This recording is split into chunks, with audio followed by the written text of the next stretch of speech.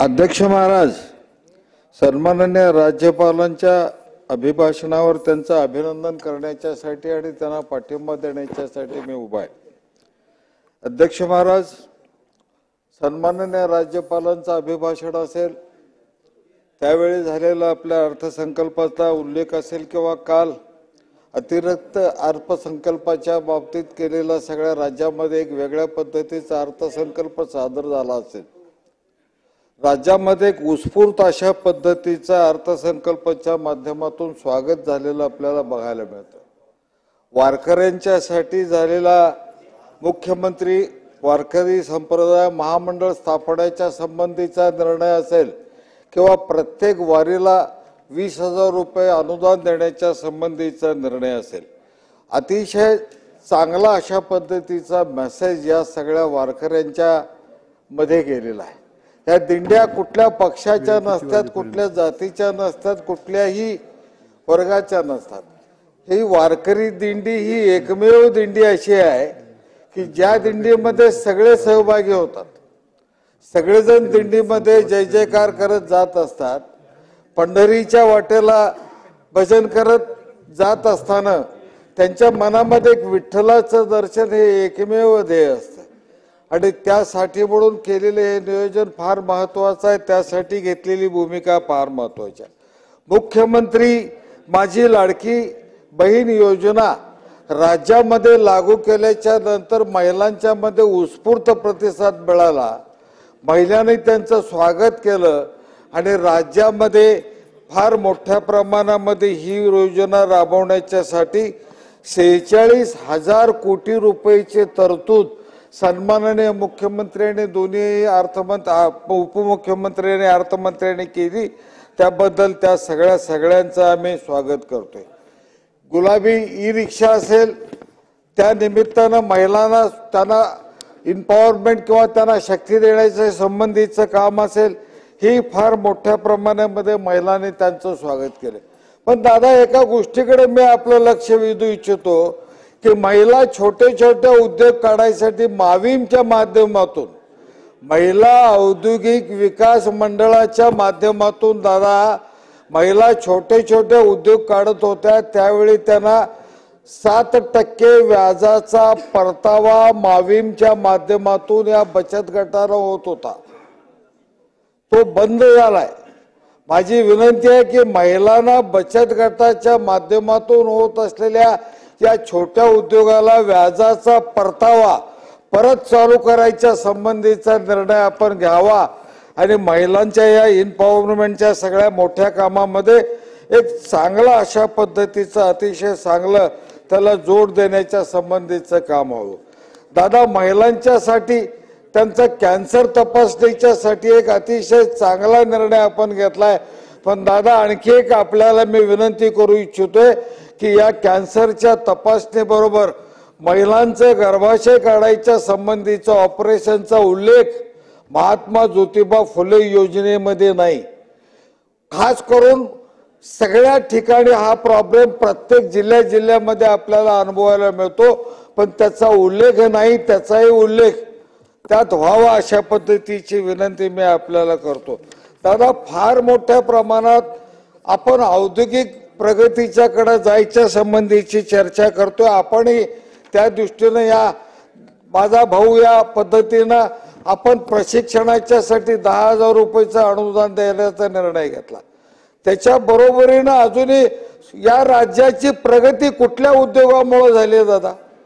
या राज्याची प्रगती कुठल्या एका उद्योगात झाली असेल तर ते स्मॉल स्केलच्या माध्यमातून झाली आहे। लघु आणि मायक्रो इंडस्ट्रीच्या माध्यमातून गावागावात उद्योग जाऊन पोहोचलाय।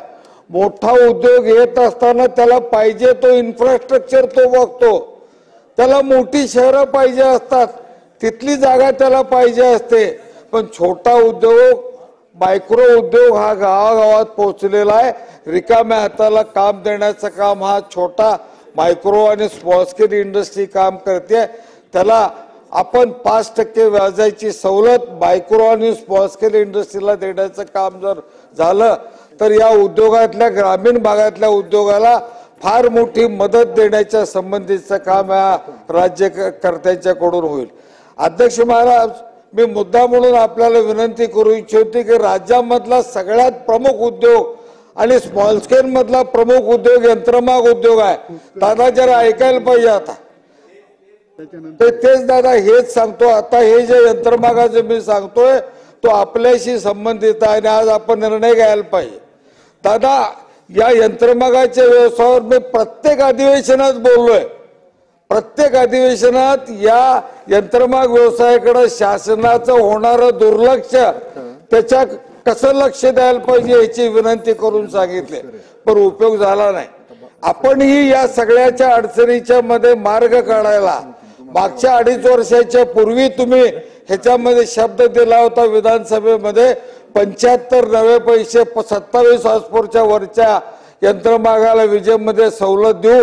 त्याच्यानंतर सन्माननीय आपण उपमुख्यमंत्री म्हणून परत आणि वस्त्रोद्योग मंत्री म्हणून आदरणीय नामदार चंद्रकांत दादा पाटील यांनी 27 हॉर्सपावरच्या आतल्या उद्योगाला 1 रुपये प्रति युनिट विजेमध्ये आणि 27 हॉर्सपावरच्या वरच्या उद्योगाला 75 पैसे प्रति युनिट विजेमध्ये सवलत देण्याचा निर्णय जाहीर केला।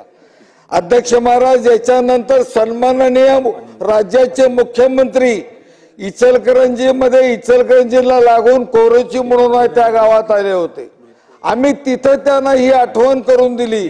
त्या व्यासपीठावर 8 मार्च मागच्या 8 मार्चला सन्माननीय मुख्यमंत्र्यांनी 1 तारखेपासून 1 मार्च पासून राज्यामध्ये 1 रुपये 27 हॉर्सपावरच्या आत आणि 27 हॉर्सपावरच्या वरच्या लोकांना 75 पैशाची सवलत ही 1 मार्च पासून राज्यात लागू होईल म्हणून सांगितली। ती जाहीर झाली। दादा, एका साध्या विषयामुळे ती लागू होत नाही। काय आहे साधा विषय? टेक्सटाईल विभागाने जो GR काढला त्याच्यामध्ये एक फॉर्म भरून द्यायला पाहिजे, जो वीज मंडळानं कोणीही त्याचे त्या फॉर्म जो गांभीर्यानं न बघता तो फॉर्म कुठल्या तर सुपीक डोक्यात तो फॉर्म आलाय आणि तो कोणीही राज्यातला उद्योजक भरून देत नाही, अशा पद्धतीची परिस्थिती आहे। दादा, कॅन्सल करा ना, ते कशासाठी पाहिजे फॉर्म? जी योजना लागू होत नाही अशा पद्धतीच्या अडचणीत तयार होणारे एखादा विषय असेल तर तो रद्द करायला पाहिजे, ठामपणाने रद्द करायला पाहिजे। मागचा पुढचा विचार न करता सन्माननीय मुख्यमंत्री सांगतात, आपण सांगता, वस्त्रोद्योग मंत्री सांगतायत आणि ते लागू होऊ नये म्हणून करता किचकट फॉर्म तयार करून ठेवायचा आणि राज्यामधले चांगल्या योजनेचं वाटोळ करायचं हे काम चालू आहे। तो फॉर्म रद्द करा अशी माझी आपल्याला विनंती आहे। आणि ती योजना कशासाठी फॉर्म आहे विचारलं तर सांगतायत साधे लूम किती आहेत आणि शटरलेस लूम किती आहेत, 27 हॉर्सपावरचे किती आहेत, आतले किती आहेत। MSEB कडे आहे सगळी जंत्री, MSEB कडे सगळा याचा अहवाल आहे। MSEB वीज दराची सवलत असताना किंवा वीज देत असताना हे सगळं बघूनच देते। त्यासाठी आपल्याला विनंती आहे की तो फॉर्म रद्द करावा। दादा, फार मोठा व्यवसाय आहे हा, फार मोठ्या अडचणीतला। या व्यवसायातल्या कामगारांच्यासाठी यंत्रमाग कामगार कल्याण मंडळ स्थापावं म्हणून आम्ही विनंती केली होती। ती विनंती वळसे पाटील कामगार मंत्री होते, हसन मुश्रीफ कामगार मंत्री होते, आता सुरेशराव खाडे कामगार मंत्री आहेत। या सगळ्यांच्याकडे आमची करून झाली, कमिट्या बसल्या, त्यांनी अहवाल दिला। दादा, 1 रुपया शासनावर बोजा न येता जसं बांधकाम कामगारांचा आहे तसं सुतावर 1 रुपये घ्या प्रति किलो आणि तो फंड तयार करा आणि त्यातनं यंत्रमाग कामगारांचं कल्याण मंडळ चालवा, ही मागणी आम्ही केली आहे। का मंजूर होत नाही? शासनाला पैसे घालायचे नाही आहेत, फक्त मंजुरी द्यायची यंत्रमाग कामगार मंडळाला। हे करण्याची आवश्यकता आहे, ते करावं अशी माझी आपल्याला विनंती आहे। फार मोठा यंत्रमागाच्या अडचणीचा विषय आहे। नामदार दादासाहेब भुसे साहेबांच्या अध्यक्षतेखाली या सभागृहाच्या विनंतीवरून सभागृहात झालेल्या चर्चेवरून सन्माननीय वस्त्रोद्योग मंत्री चंद्रकांत दादाने कमिटी नेमली। 6 आमदार आणि 1 अधिकारी अशी 7 लोकांची कमिटी आहे। आम्ही सगळ्यांनी त्याचा अभ्यास केला, प्रत्येक क्षेत्रातल्या सगळ्यांशी बोललो, त्यांना एकत्रित केलं। नामदार दादासाहेब भुसे साहेबांनी वेळ दिला, सगळ्यांच्याकडून अहवाल घेतला, त्या कमिटीचे आपल्याकडे आम्ही अहवाल दिला। तो अहवाल का दादा लागू होत नाही हा तो अहवाल आहे। आम्ही आपल्याला स्वतः सन्माननीय मुख्यमंत्री आणि सन्माननीय दोन्ही उपमुख्यमंत्र्यांना सन्माननीय वस्त्रोद्योग मंत्र्यांना आम्ही सगळ्या कमिटीला दिला। ह्याची अंमलबजावणी का होत नाही? स्वीकारा नाही, लगेच स्वीकारलं म्हणून जाहीर करा। यात ज्या अडचणी आहेत त्या सगळ्या सोडवलं एवढं म्हटलं तर आमच्या यंत्रमागाच्या आजच्या अडचणी संपतात। दादा, वस्त्रोद्योगात दोन घटक वेगळे करा। वस्त्रोद्योग मोठा आहे त्याच्या आणि यंत्रमागाची सांगड घालू नका। यंत्रमाग उद्योग स्वतंत्र आहे। राज्यामधला सगळ्यात मोठा उद्योग जर कुठला असेल शेती खालोखाल तर यंत्रमाग आहे। आज सुद्धा 35-40 लाख यंत्रमाग कामगार आणि या उद्योगावर बाकीचा कामगार अवलंबून आहे। या सगळ्याला बेरोजगार करू नका, यांची काळजी घ्या, त्यांच्यासाठी लागेल ते करायच्या संबंधीचा प्रयत्न करा। दादा, फार मोठा अशा पद्धतीची अपेक्षा या उद्योगातल्या लोकांची आपल्याकडे आहे। आपण त्यांना न्याय द्याल अशा पद्धतीची अपेक्षा आमची सगळ्यांची आहे। पूर नियंत्रणाच्या साठी दादा आपण काही निर्णय घेतले, आम्ही अभिनंदन करतो शासनाचं आपलं, कारण पूर नियंत्रण करायच्यासाठी कोल्हापूर आणि सांगली जिल्ह्यातल्या पुराचं पाणी हे दुष्काळग्रस्त भागात देण्याच्यासाठी जी योजना 3200 कोटीची वर्ल्ड बँकेच्या मदतीनं आपण करायचा निर्णय घेतला, त्याचं मनपूर्वक स्वागत करतो आणि ते लवकर राबवा। पुराची कटकट कायमची सांगली कोल्हापूर जिल्ह्यात घालवा अशा पद्धतीची विनंती करतो। दादा, आणखी एक विनंती आहे, या उद्योगातल्या वस्त्रोद्योग उद्योगातलं प्रदूषण हा एक कळीचा मुद्दा आहे। ते प्रदूषण मुक्त नदी व्हावी याच्यासाठी वस्त्रोद्योगातला ह्या पोल्युशनवर कंट्रोल करायसाठी ZLD करायसाठी एक सुरत मधल्या चांगल्या संस्थेचं प्रेझेंटेशन सन्माननीय राज्याच्या सचिवांनी स्वीकारलं, बघितलं, ते मान्य केले। सन्माननीय मुख्यमंत्र्यांनी सुद्धा ते मिनिट्स मान्य केले। उद्योग विभाग, वस्त्रोद्योग विभाग आणि प्रदूषण विभाग या 3 विभागाने मिळून 531 कोटीचा तो बोजा उचलायचा निर्णय झालाय। दादा, तो निर्णय व्हावा आणि प्रदूषण मुक्त अशा पद्धतीचं पंचयंग करायला मदत करावी एवढी विनंती करतोय। दादा, फार महत्वाचे निर्णय आपण घ्यायला लागलाय, राज्य सरकार घ्यायला लागले। अशा वेळी स्मॉल स्केल आणि मायक्रो युनिटला मदत करायच्या संबंधीचा आग्रह आहे। दादा, माझा महाराष्ट्र डोक्यावर घेऊन नाचल्याशिवाय राहणार नाही। महाराष्ट्रातले युवक सारखे विरोधक टीका करतात, काय करणार त्यांच्यासाठी? केवळ 5% त्यांना अनुदान द्या SSI ला, स्मॉल स्केल आणि मायक्रो इंडस्ट्रीला। दादा, राज्यातला तरुण खुश होऊन अतिशय जोरदारपणाने औद्योगिक प्रगतीला हातभार लावल्याशिवाय राहणार नाही अशा पद्धतीची अवस्था राज्यामध्ये सगळीकडे आहे। औद्योगिक प्रगती सगळीकडे व्हायला लागली।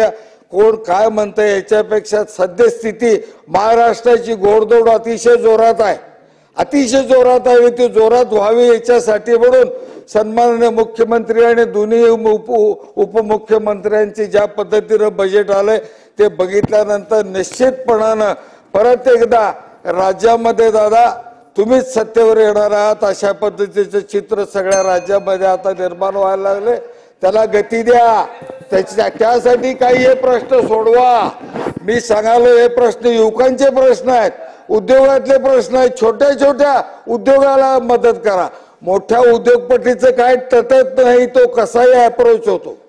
पण लहान माणूस ज्याला मंत्रालयात यायची भीती वाटते त्या उद्योजकाचं काय? त्याला कोण वाली आहे? त्याला वाणी आहे हे दाखवून द्या आणि परत एकदा ताकदीनं राज्य पुढे घेऊन जाऊया आणि या देशात विकसित भारतची संकल्पना खऱ्या अर्थानं मूर्त स्वरूपात आणण्यासाठी महाराष्ट्र सर्वाधिक वेगानं पुढे आहे हे सिद्ध करा एवढी अपेक्षा करतोय। शुभेच्छा देतोय आणि थांबतोय।